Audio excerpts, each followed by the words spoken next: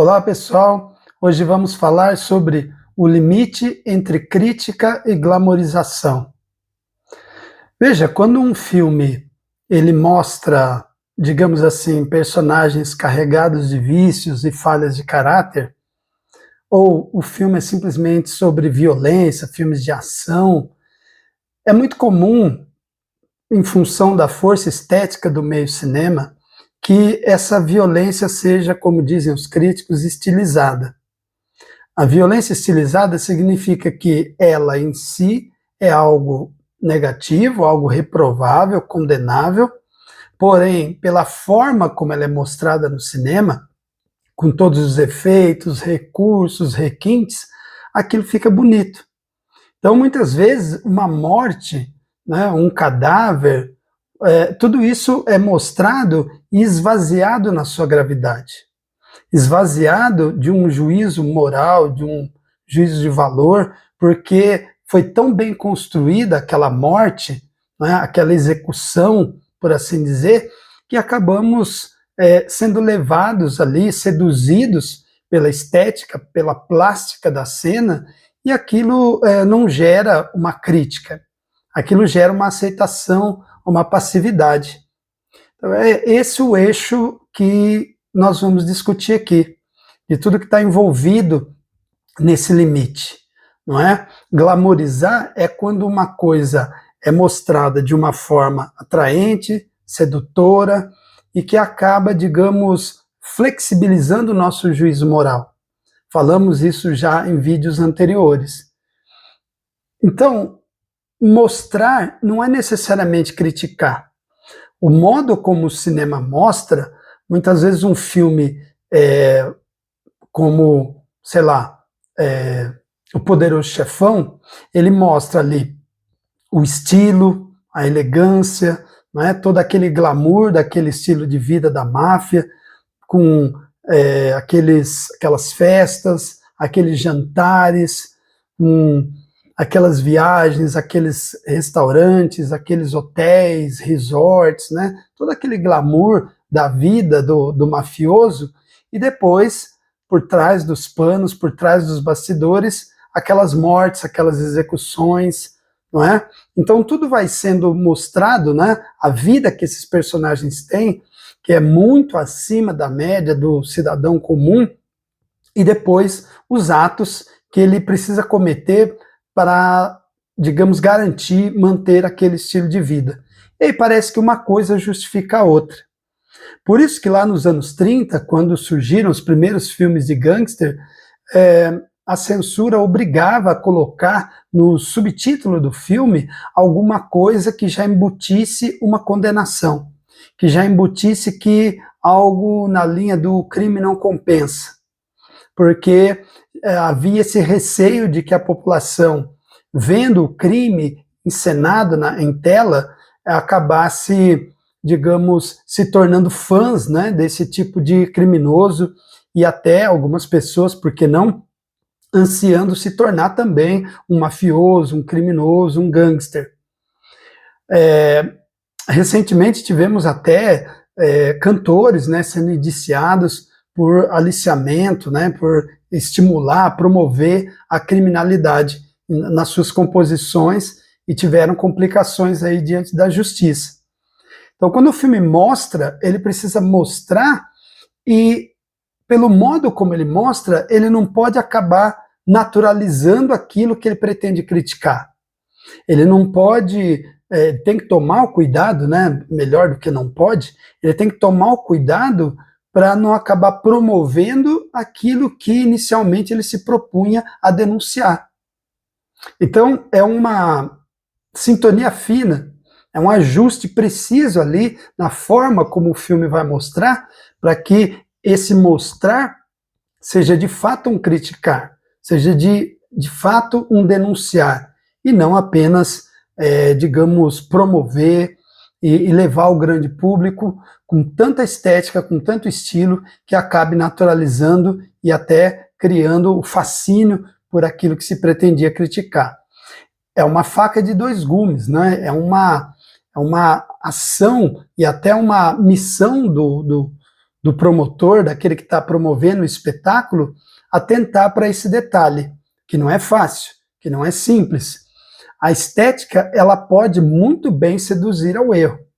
Ora, quem nunca pensou naquela premissa, né, de que a beleza engana, né, a beleza física, a beleza seduz os olhos, mas quando você tem que conviver com ela, ela pode mostrar ali algo, né, a convivência nos leva a ter que conhecer algo que vai além da aparência.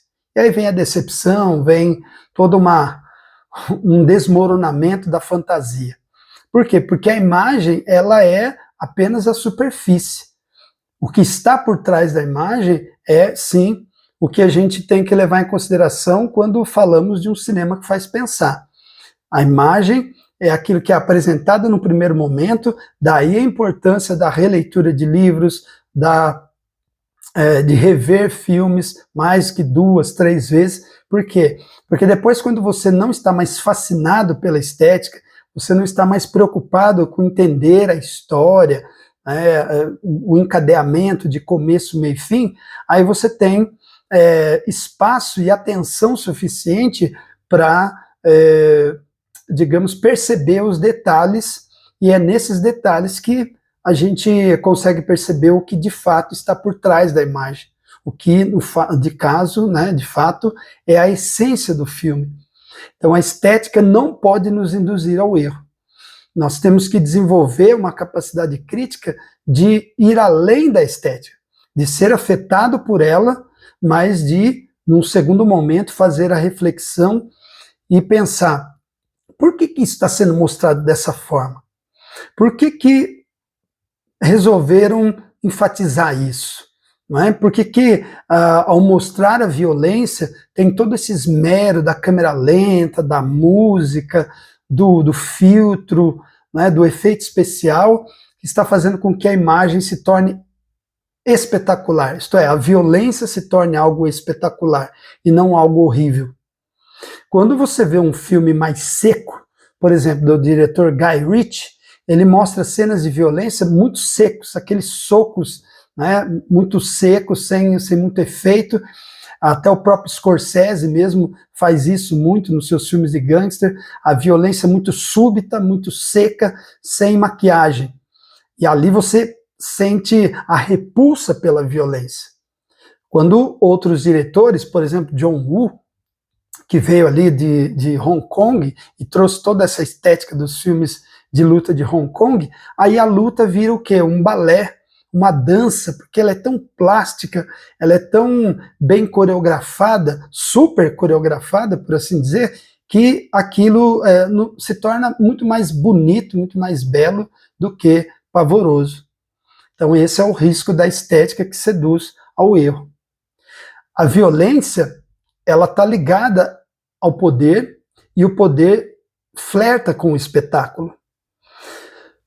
A maioria dos filmes que tem altas audiências, né, que tem muita popularidade, que fazem muito sucesso no cinema, são filmes ligados à ação, né, perseguições, explosões, e nisso está embutida a violência. Os filmes propriamente ditos de violência, filmes de luta, né, filmes de criminosos que resolvem as coisas no soco, no tiro, e também os filmes eróticos, filmes com alta carga sexual, porque tudo isso é feito de forma muito estilizada.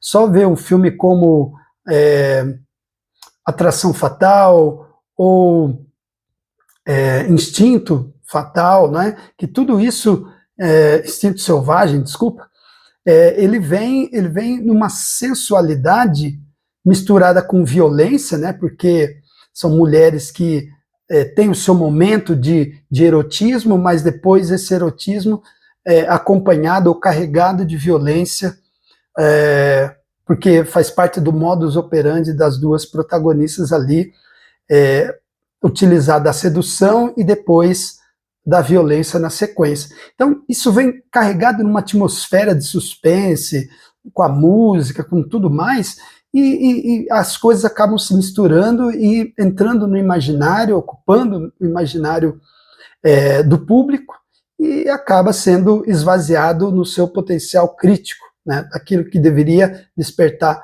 como crítica. Então, esse espetáculo, porque cinema também é isso, né? Ele é o produto filme, mas esse produto filme ele é apresentado, ele é promovido como espetáculo. São aquelas 2 horas que você paga para, digamos, se sentir bem. A maioria das pessoas querem se sentir bem. Por isso que elas já sentam ali com um pacotão de pipoca, um litro de refrigerante, porque ela quer ter ali um momento de entretenimento. Então, já vem embalado nessa forma do espetáculo, principalmente na sala de exibição, quando a gente diz que ver um filme no cinema é totalmente diferente de ver em qualquer outro dispositivo, qualquer outro tamanho de tela, né, display.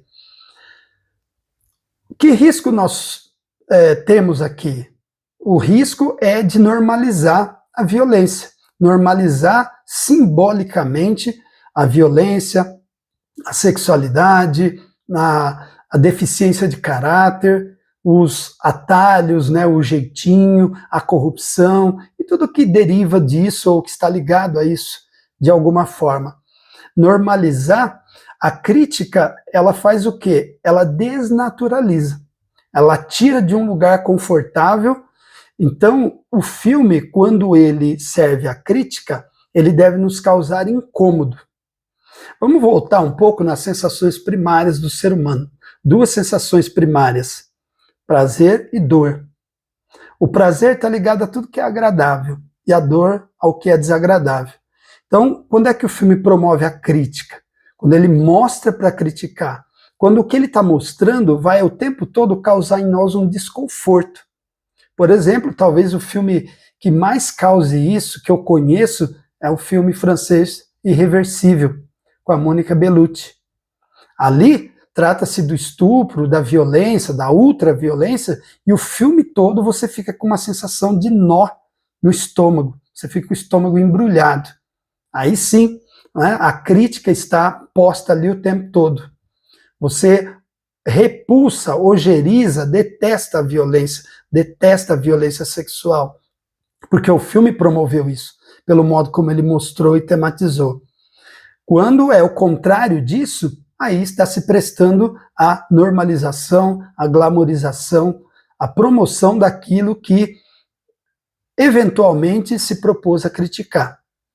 Então, essa normalização simbólica, ela vai se infiltrando nos nossos poros, né, nos nossos neurônios, mas a gente tem que, como espectador crítico, estar sempre atento a isso. Mesmo quando o filme não fizer, a gente tem que fazer, na nossa crítica, na nossa avaliação pessoal.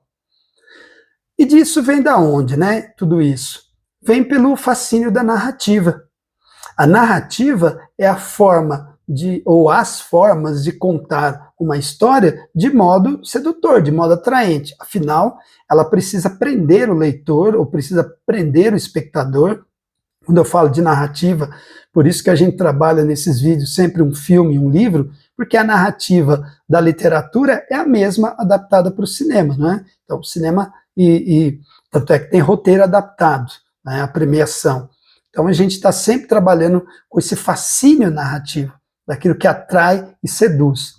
Porém, na medida em que essa narrativa comete alguns excessos, ela exagera no destaque em algumas situações, ela pode, então, ter o efeito contrário do que se pretendia, o famoso tiro que sai pela culatra. Então, da crítica parte-se para a glamorização, mesmo sem ter a intenção. É um raciocínio assim sofisticado, né? Com muitas sutilezas, e é isso que é legal, a gente sente que está pensando quando a gente depara com essas sutilezas, até com esses dilemas intelectuais, dilemas epistemológicos, por assim dizer, né? Quando a crítica se confunde com apologia, é isso que está em jogo. A crítica, ela tem que, como eu disse, sempre frisar, mostrar de forma mais seca, mais direta possível, para causar esse desconforto e manter o desconforto durante toda a projeção, aqueles minutos da projeção. Agora, quando eu mostro de forma estetizada, aí eu estou mais, digamos, recaindo na apologia. Mesmo que eu não tenha essa intenção declarada, mas aí depois fica difícil defender. Então, muito foi criticado, por exemplo, Tropa de Elite, até Cidade de Deus, aqui no Brasil, porque mostrou a violência, né, a favela, a violência, tudo muito estilizado, estetizado, e aí parece também, generaliza bastante, está mais caminhando na base do estereótipo do que da realidade. Então, isso é fazer um pouco de apologia e disfarçar, né, ou até falsificar uma dada realidade. Por isso que quem vai narrar tem que ter responsabilidade. Por isso que eu falei no início do vídeo de pessoas ligadas, por exemplo, à música, que estão sendo levadas a juízo para prestar contas, né, das suas composições, daquilo que ele defende nas suas letras, nas suas músicas, porque tem que ter responsabilidade. É claro que num regime democrático, prezando pela liberdade, cada um diz aquilo que quer. Porém, também a ética tem a ver com assumir a responsabilidade por aquilo que se faz. Então, tudo que você diz, tudo aquilo que você faz, isso tem ou deve ter uma responsabilidade implícita aí. Se o sujeito não se dá conta dessa responsabilidade, são os meios legais, jurídicos, que vão ter que lembrá-lo de que ele tem que ter essa responsabilidade. Quer com advertência, quer já em julgamento, correndo risco de prisão. Né? Bom, então essa distância crítica, ela tem que ser, de fato, o recurso ético. Então a gente tem sempre que fazer essa transição do estético para o ético. Aliás, são duas palavras, assim, semelhantes na sua escrita, né? Ética, estética. Mas que muitas vezes a estética disfarça a ética, ou se desvencilha da ética. E nós, como espectadores críticos, temos que fazer sempre a transição da estética para a ética, ou sempre entrever, enxergar, nunca perder de vista, apesar da estética, nunca perder de vista a ética. Aí sim estaremos fazendo esse movimento de espectador crítico. Por que as coisas acabam funcionando dessa forma, né? Porque o espectador, ele lida com a ambiguidade. Ele é, em si, um ser ambíguo, nós somos ambivalentes, e toda a realidade que ele vê representada na tela também é carregada de ambiguidade. Aliás, eu devo dizer que os melhores filmes, os filmes contemporâneos, eles são carregados de ambiguidade, de ambivalência, né? Porque os filmes do cinema clássico, nós já falamos aqui no vídeo sobre o bem e o mal, né? Esse bem e mal caracterizado na tela, que os filmes tradicionais, clássicos, demarcavam muito claramente mocinhos e vilões, né? E o cinema atual, o cinema contemporâneo, ele, digamos, trata mais dessas áreas cinzentas, desses limites, né? Dessas áreas limítrofes do ser humano, desse ser que é capaz tanto das melhores quanto das piores coisas. E é isso que a gente chama de ambivalência. Então, o espectador, ele é ambíguo, ele vai, digamos, consumir uma produção ambígua, que é o filme, e ele vai estar o tempo todo dialogando, enfrentando, né, lidando com essas ambiguidades. E a capacidade, o filme, sim, tem que misturar mesmo as cartas, e é o espectador que vai, digamos, não se deixar seduzir por personagens como Dexter, como House, como Walter White, como Frank Underwood, como Tony Soprano, né? Apesar de gostar desse personagem, saber ver, enxergar que muitos dos atos desses personagens são condenáveis, principalmente, né, na vida real. Ali no filme, na série, o espectador acaba aceitando que na vida real ele não pode nem deve aceitar. Então, para finalizar essa reflexão, antes da gente falar do filme e da literatura, temos que reconhecer quando a forma absolve. Isto é, quando a estética nos leva a absolver pecados alheios. dos personagens, dos protagonistas.